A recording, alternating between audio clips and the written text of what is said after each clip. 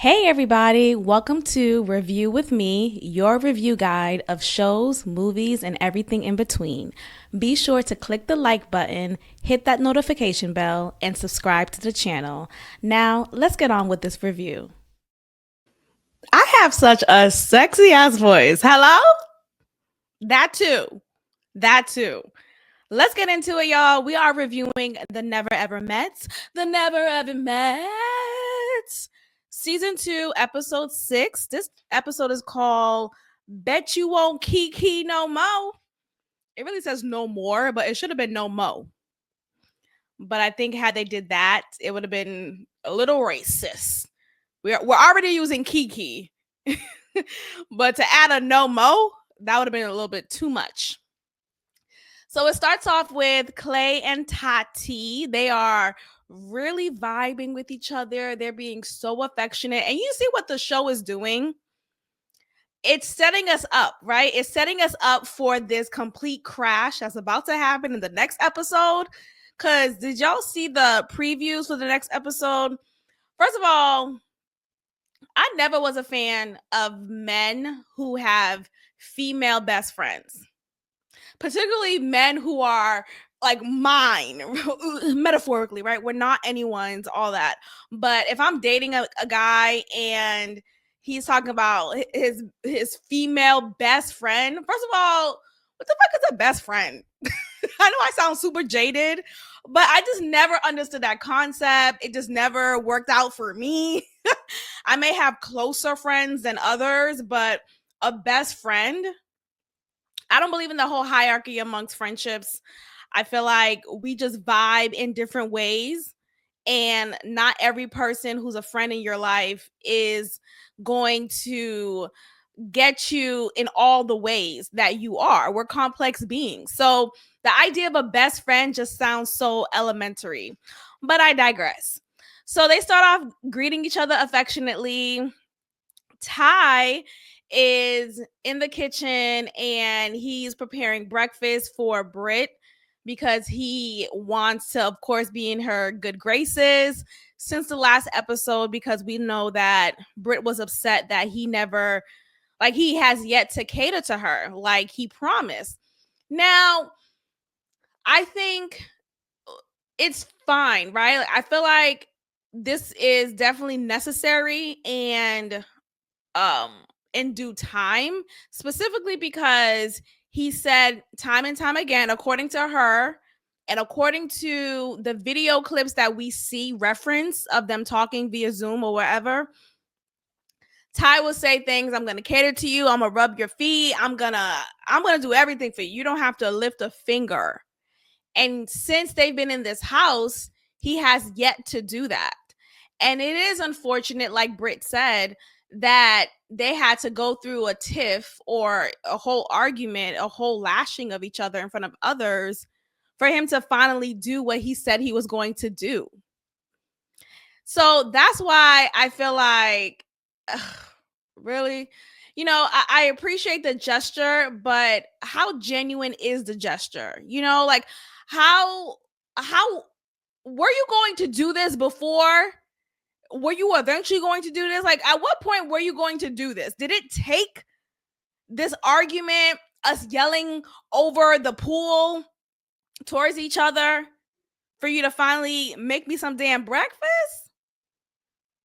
And this is coming from someone who, I'm not really big on spoiling your significant other in that sense, where get me this, get me that, make me this, I don't feel like that is attractive, because I don't want it to be appeared as you're mothering someone or vice versa.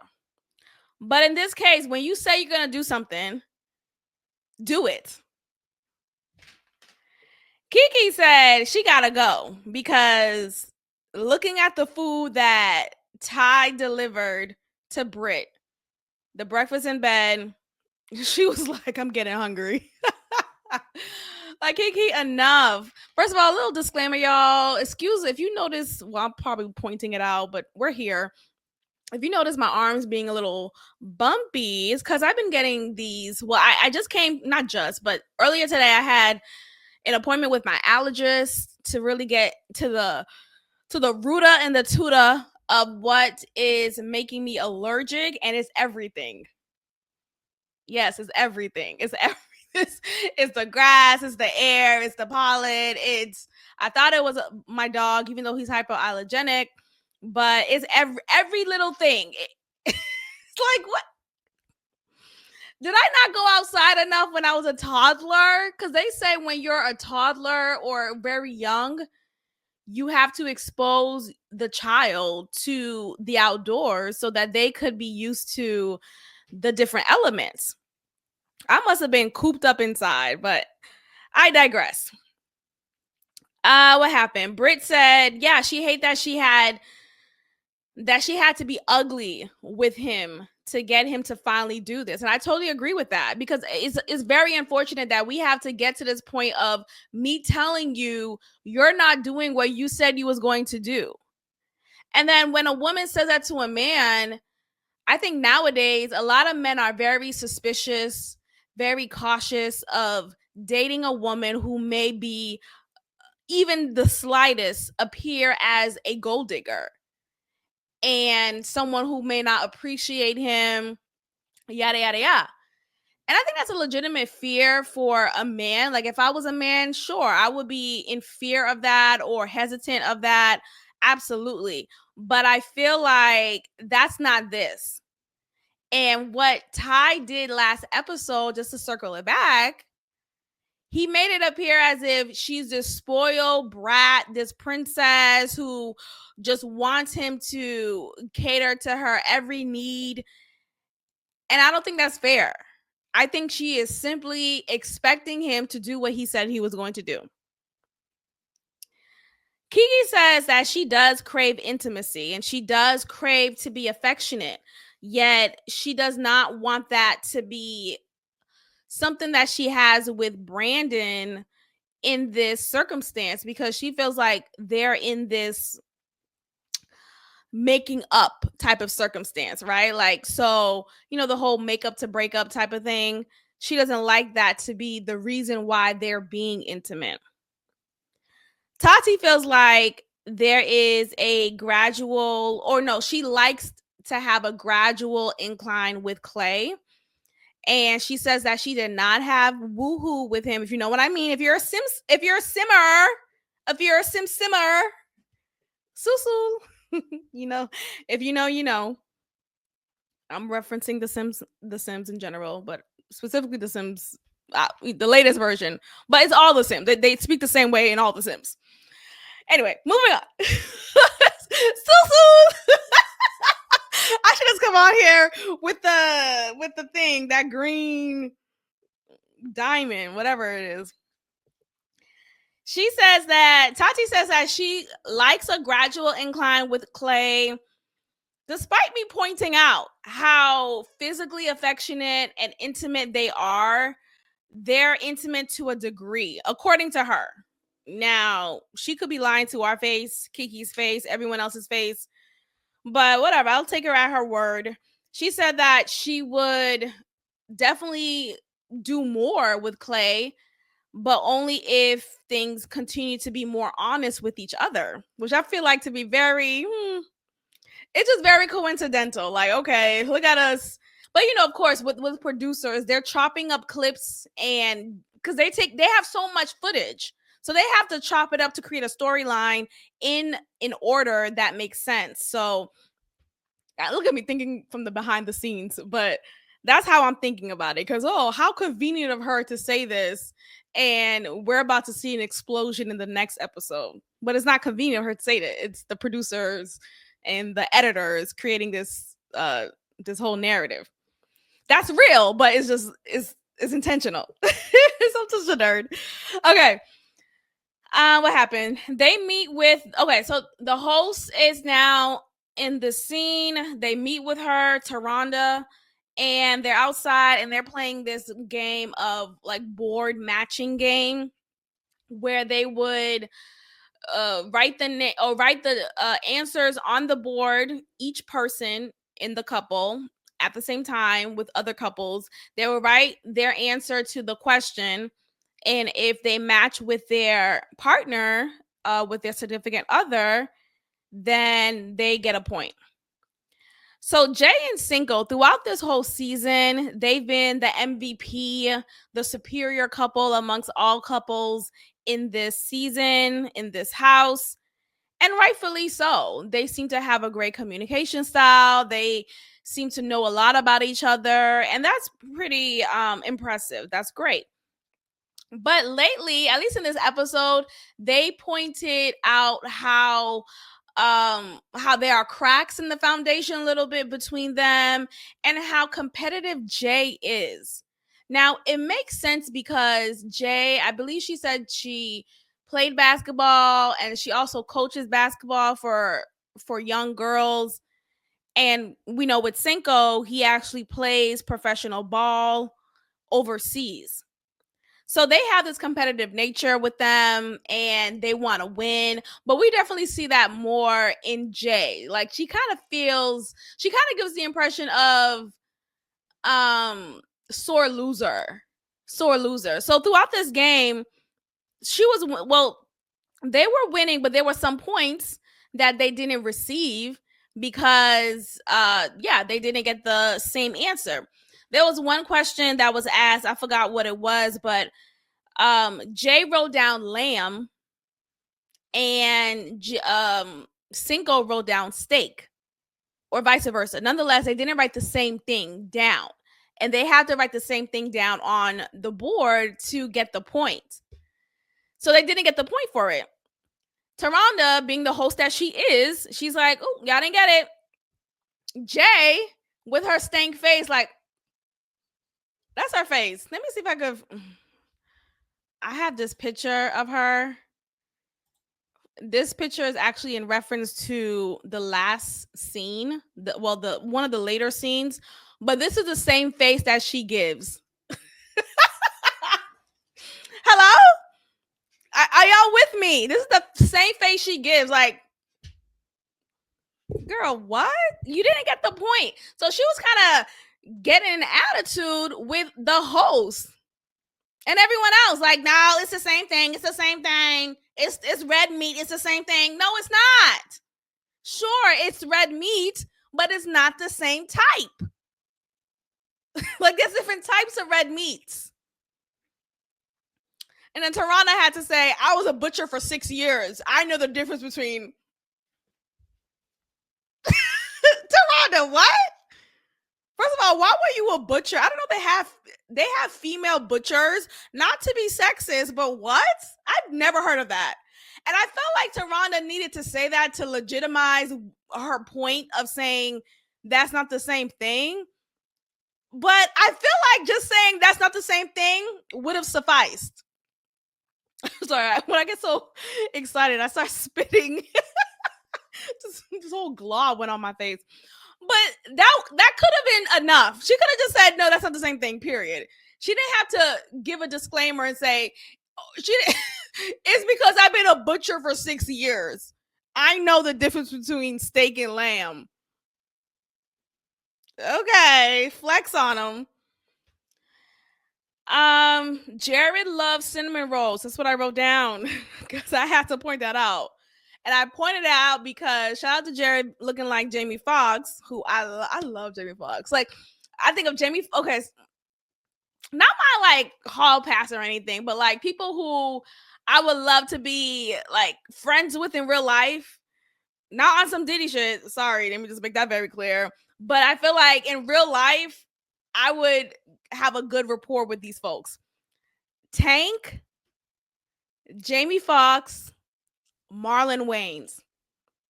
Y'all can tell I have a little bit of a type, I guess, in that sense. Like, just funny, entertaining, goofy. I love it. It's just so funny. So anyway, Jared looks like Jamie Foxx. I guess I just have a bias towards him. He loves cinnamon rolls, and for him to look the way he does, like he's well built, he's well put together. He doesn't have any rolls like Clay. This is not to body shame or anything, but there's a difference in bodies here. So I don't know what type of cinnamon rolls you eat, or if you throw them up right after. I don't know, but wow. Chris doesn't know Alexis's favorite color. And at this point, it's Tati and Clay neck to neck with Jay and Cinco. But Tati and Clay ended up winning this activity while Jay is giving this face right here. Girl, you lost. It's okay. What happened? Okay, so now the question came up, is it better to date in real life or online? Almost everyone said yes. Almost everyone said it is better to date in person. Except for Chris. He says it's Chris being the one. Let me give you a picture of Chris. Chris is right here with the mouth like, ooh, ooh. This reality star that he is. He was on Ready to Love, the Houston season. I think it was Houston. And now he's on this show. This nigga ain't looking for love. He's looking for another reality show. Check. That's what Chris is looking for. Anyway, he's talking about, oh, it's better to date online because I don't have to worry about taking you out on dates. Is everybody okay? I know we are in the economy that we're in, but please don't let that be your answer ever again. That's insane. Because even though you may be tight financially, you could still find a way to make your person feel special, to take them out in a way that makes sense, that's financially responsible. Like all of those things could still take place. Everything does cost. Don't get me wrong. Some people will be like, oh, well, you don't have to take me to a 5-star restaurant. We can just go to a park. Okay, yeah, but that still costs though, right? Because if we're having a picnic at the park, who bought the food? You bought the food, right? Or you're providing something. Gas, also, you gotta pay for parking. Like nothing is fucking free. Anyway, so Chris says it's less stressful to date it's less stressful to date online than it is in person for those reasons. And he says when he wants to just stop talking, when he wants to just take a break, get offline, he just gets offline. He just gets offline and he's good. Like, sir, what? Clay said he has no, because okay, there was a question that was asked about, do you have secrets or who has secrets or whatever. I forgot exactly what was the question, but Clay denied having any secrets, and then Alexis actually ended up giggling or smirking audibly, very loudly. Chris got mad at her for doing that. Like, what are you doing? Why would you make a sound? Why would you do that? That's giving them more attention that they need. Like, this is disrespectful, yada, yada, yada. And he was really upset that Alexis was given that type of attention. And I feel like, sure, I get it that you should mind your business, but sorry, I'm still itching from the damn allergy shots. Chris was acting ridiculous for it. Like it was not that deep. Like I feel like it was a storyline that he had to keep up to like create a scene. I'm thinking so much in this little creator bag in my hat, thinking about how they edit, how they put things together. But that's really what came to mind. Like it's not that deep. Clay told Jared and Brandon his okay, yeah. So Alexis is under the understanding that the secret that she feels like he's keeping from Tati, that Clay is keeping from Tati, is the fact that he actually does eat meat. Not on some Diddy shit, but like he does eat meat. I'm gonna say Diddy every chance I get. Because that case, y'all, if you are following the live updates, please let me know what you think, what's going on. All of these thoughts, it's a lot of conflicting. This is a whole podcast episode. I'll probably save more of what I'm gonna say, but I just want to say this. I don't think. Is it safe? Am I safe here? Is this a safe space? I don't think this bitch is as innocent as she perceives, or as she is presenting herself to be, or as she is being perceived by others. I think there is a lot of people who get with men of a certain ilk.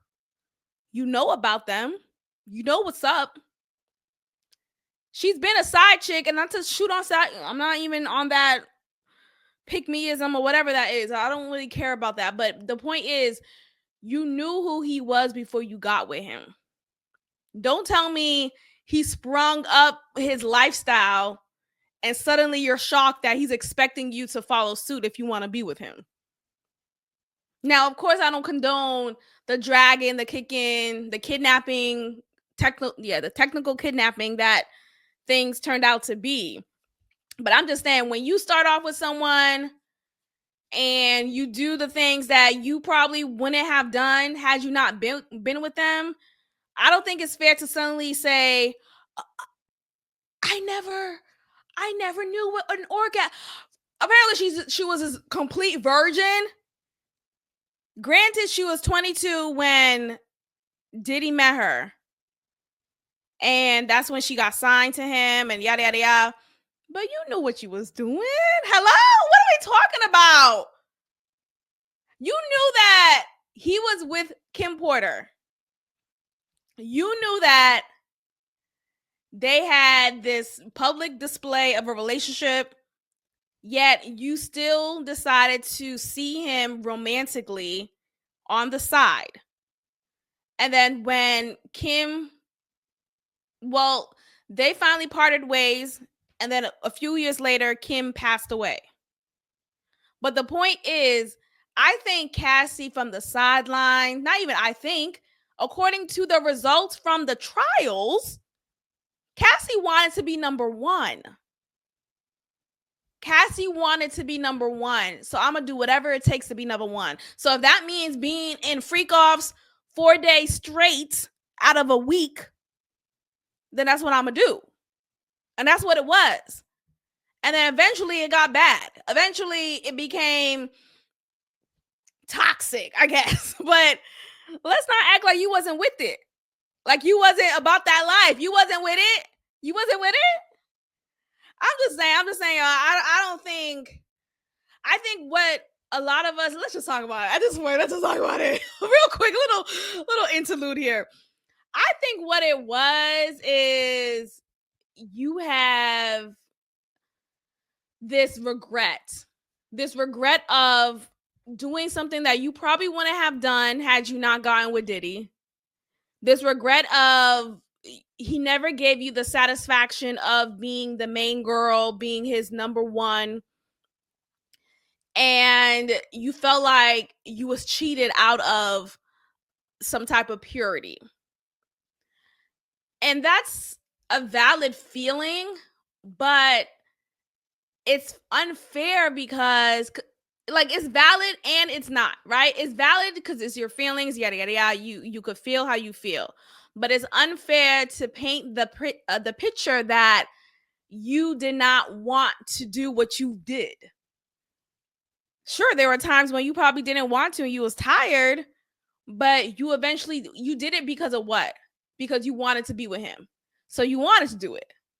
That's the thing it's hard for me to conceptualize or compartmentalize specifically because you didn't want to do the freak offs, but you wanted to be with him and he required you to do the freak offs in order to be with him. So is it Uchi Wally or is it one mic? Let's move on. I'm sorry. We're not talking about this right now. We're talking about the Never Ever Met. If y'all want to hear more of my opinions on different topics, different popular topics that are trending, take a listen to my podcast. You can find it on my YouTube channel, here on my YouTube channel, same channel here. Or you could also listen to it on Spotify or Apple Podcasts. Shameless plug. Check that out. It's called Built Like This Podcast. Check it out. But let's continue. So, where am I? Clay and Tati, yeah, they won. Jay and Cinco feel like it's a rigged game. Like, y'all really think it's a rigged game? Come on. Anyway, Jared and Charlie saying that they don't remember what they talked about 4 years ago. Which, on one hand, I can kind of understand. Sometimes if it's not in your first, like, line of working memory, then why am I remembering what you said to me 4 years ago? For what? Okay, Chris feels like Alexis is messy. He says verbatim to her, people in the house don't like that. Who's the people in the house? He was just venting to Brandon, and Brandon was just agreeing with him and just being there for him, whatever. But I don't think anyone else was actively complaining and upset that Alexis made a little smirk when the whole topic of secrets came up. Now, I think though Alexis, either she was playing Booba the Fool or she really didn't know. She said, "Oh, she was just laughing because she thought the whole secret thing was about him not eating meat when actually he does eat meat. No diddy." But I felt like she was playing into that again. I think a lot of this is concocted. A lot of this is concocted because it was just a few episodes ago when Clay admitted to eating meat. Me saying meat is so funny. No diddy. No diddy. It was just a couple episodes ago when he was caught eating meat and he got exposed and Tati was mad at him for lying to her and she felt like Booba the Fool, all these things. So unless the editing and the chopping and screwing of these episodes and these clips are put in a manner that's not chronological to the episodes that we see, then that makes sense for her to say, "Oh, I thought the secret was just he didn't eat meat. Is there another secret? Is there another secret?" Because why were you trying to force the answer out of Chris, who actually didn't know? Or he said it's not my business. No. He didn't know. And then we see Chris talk to Brandon afterwards, and Brandon saying that's not my business to tell. That is not my business to tell. Let's see. So Clay and Tati, they're the ones who are cooking for this episode, and Jay is helping out. Clay is feeling a bit overwhelmed in the kitchen. There's a lot of people in the kitchen, and you just look at his body. He feels like hot, like he feels warmly tempted. He has a little attitude with Britt. I think he had an attitude. I think he was just saying, "Can y'all just step out the kitchen?" Not even I think. That's exactly what he said. And I don't think he said it in a negative way or in a rude way. I don't think it was a big deal. But Brittany want to be all, "Oh, you know what's so funny? When me and Ty were cooking, you and Tati was in here laughing it up, not helping. He, ha, ha, ha." Okay, so what? It would have been different if you and Ty told them, "Hey, y'all mind stepping out the kitchen? I just want to focus on this meal, and you guys are a bit distracting." And they said no, or they gave you a hard time for it. But that's not what it was. So what? So what? If I'm politely asking you if you could remove yourself from the kitchen because I want to focus on this meal and there's so much going on, and my anxiety is like, I think he was legitimate with his reasons behind wanting them to fucking leave the kitchen. Get the fuck out the kitchen. I understand the kitchen is a communal space, but I think with someone who may struggle with their anxiety from time to time, and not to make this about anxiety or anything, but like, back the fuck up. Wait in the dining room. Like, you stay in the kitchen like, when is the food gonna be ready? That is like annoying. So I was on Team Clay for that. Back the fuck up. And Britt want to make a point that was totally invalid. I don't care if I was in your face when you was in the kitchen cooking. You didn't tell me you had a problem with it. Now you in my face and I have a problem with it. Hello? What's the problem? Alexis approaches Clay and Tati. She wanted to simply clarify to them, "Hey, I just want to let y'all know I wasn't laughing or giggling because I was trying to be shady. I thought the whole secret thing was about Clay not eating meat and actually eating meat. No, did he? And you could tell she was kind of like, I thought it was just that. But if it's anything else, I'm unfamiliar with what that secret could be. This is your cue. This is your cue. Like, it felt like that. Like, what is this concocted scene? Did anyone else feel that way? I feel like there were certain parts in this episode, the scenes were concocted, and I just could not understand what was going on. They said we're all good. It's all good. No worries about that. Clay gives a nice speech. They're here at this dinner table here. They made fish tacos looking good. A lot of these people could cook well, or they just have the right ingredients. I don't know, but every meal I've seen on this episode has looked delicious. I'm waiting for Charlie and Jared to cook. I want to see how their meal looks like with his black queen. What are y'all putting together? Clay gives a nice speech. He is completely love bombing, if you want to use that term, but he's completely showering Tati with how much he loves and adore her. And yeah, it's a whole thing. And then Tati's like, okay, let's eat. So you could tell maybe she's feeling overwhelmed with the attention that he's giving her. But nonetheless, he's making it very obvious to the house. This is my lady. This is my love. This is the love of my life. I give my life to her. Okay, Clay. He probably never had someone who looked as good as Tati. Never have I ever. The of course game that is played. The of course game. That's what I'm gonna say. The of course this game is gonna be played. Of course. I'm at a dinner table with a bunch of strangers. Of course I'm gonna play Never Have I Ever. Okay, so this game gets a little tricky. And this is the image I wanted y'all to see too. So this image here of Jared looking at Clay like, nigga. He's giving him that look because Clay walked in with a whole bouquet of red I don't know if it was roses, but unless roses are only red flower. No, but it was red flowers. I don't think it was roses. And if it was, then it was. But nonetheless, he comes in with this huge bouquet of flowers to Tati, of course.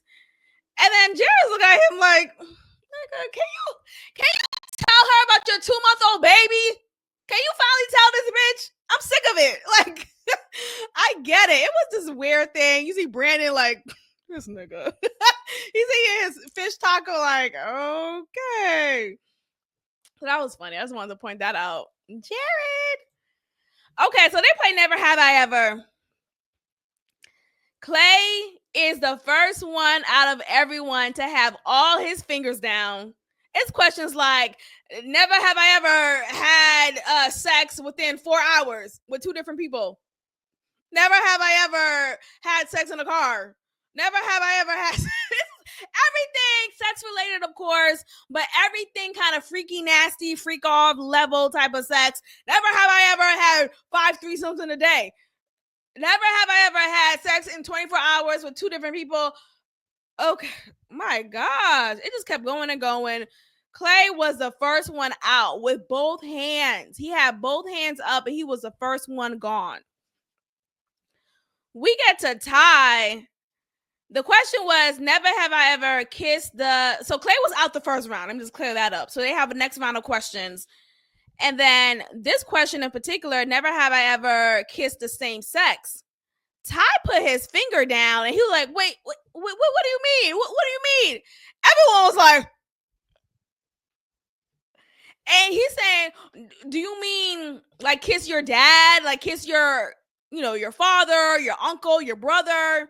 Nigga, no, we don't.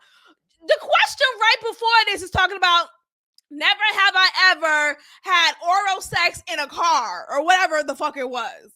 You mean to tell me the next question is going to be, never have I ever kissed the same sex, including my father? No, we're talking about sex. We talking raunchy. We talking freak off level. He's acting all stupid. I wrote down, Ty had a Freudian slip, y'all. So if Brittany's not about that life, She better be out that life. So if Brittany's not okay with it, she better take this as note. Okay. So he's like, no, I'm just saying, it was just my dad. It was just my dad who I kissed. Okay, but how often are you kissing your dad? The last question was, never have I ever slept with two people in 24 hours. Jay puts her finger down. And the single's like, wait, when did you do that? She's like, this is the face she gives. This is the face she gives right here. Like, girl, fix your fucking face. I feel like smushing it. She's like, I'm not answering that. I'm not answering that. And he wants to know, when did this happen this year? She does answer yes. Or was that a part of the question? Nonetheless, it's she makes it clear that it happened within the year of 2024, because this is when it was filmed, or this is when it was taking place. And he says, wait, when did this happen? Because we started talking in April. So did you happen to fit that in between January and March? Or what? Like, but she's refusing to answer him. She's kind of giving him a hard time. She's having an attitude. She's like, I don't need to answer that. I don't need to do shit. I don't need to do shit. Hold up, because who the fuck you talking to? But you know what? I'm not even surprised with her, not necessarily because of the whole two people in 20. I don't care about that. I'm not surprised with how she is handling herself in this moment here. How she's acting all defensive and being downright rude. I feel like she did not need to respond to Cinco the way that she is doing so. But I think she looks at him as a kid. I don't know. I can't remember how the age difference, if it's a big gap, if she's older or not. But she does present herself as this older person in the relationship. She acts like he's her child in a way. Like, she just kind of doesn't give him the respect that he deserves as an adult man, as an adult male. So she's giving him a hard time. He is trying to figure out exactly when did you have sex in 24 hours with two different people. And then boom, conveniently enough, we get their family or friend guests come over time. So it starts off with Jay's sister coming over. Cinco's friend come over afterwards in a little bit. Of course, they're telling them about what's going on or what literally just happened. He followed her. Oh, so Cinco tells us that Torin, the friend that came to the house, his name is Torin. He started following Jay before Cinco. And Cinco says that it wasn't until he realized that they followed each other that made him feel excited. I don't know. That gave him permission to follow her. Isn't that weird though? Just last episode, Britt knew Ty's brother for 15 years, but never met in person, at least. Never met Ty. So we have something kind of similar with Jay having met Torin online prior to meeting Cinco. So Torin says, you look, in her perspective, maybe she felt that you was putting her on the spot and she didn't like that. Which, sure, at the table, fine. But afterwards, Jay was trying to ask clarifying questions and she was mum's the word. She was being defensive, all of that. The sister actually picked Jay's side in this and said, yeah, the sister actually picks Cinco's side and said that Jay does have a communication issue. And regardless if you feel like he deserves or he's within his rights to ask her questions, if you are asking someone questions, you're getting to know them, you're still kind of in the early stages of dating them, I think it is proper to be honest and share information that you feel may be relevant, or just to clarify moving forward if you want to move forward with said person. You should give that person the choice, the free will to decide whether they want to continue with you or not.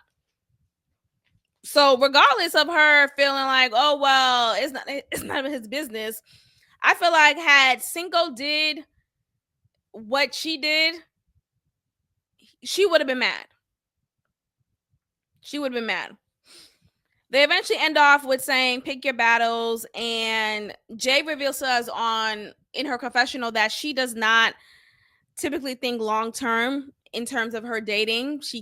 I guess she keeps her niggas at a limit. Like, look, we dating for 6 months, if that. If that. Okay, so we wrap up with Clay and Tati. They're talking about their day. Clay actually ends up apologizing to Britt, which I felt like was not needed. I think Britt overreacted, and I think Britt has something she needs to work on, and that's just not taking things too personal and not feeling like she is owed anything. Now, I get in regards of Ty, as far as him saying he was going to do something and never doing it until finally getting called out and her getting ugly, quote unquote, towards him about it. But I think Britt has this like entitled complex of hers. Clay politely just said, hey, do you mind just stepping out the kitchen? There's a lot going on in here. And he politely said that, and she overreacted. She overreacted. So I don't think Clay needed to apologize to her, but whatever.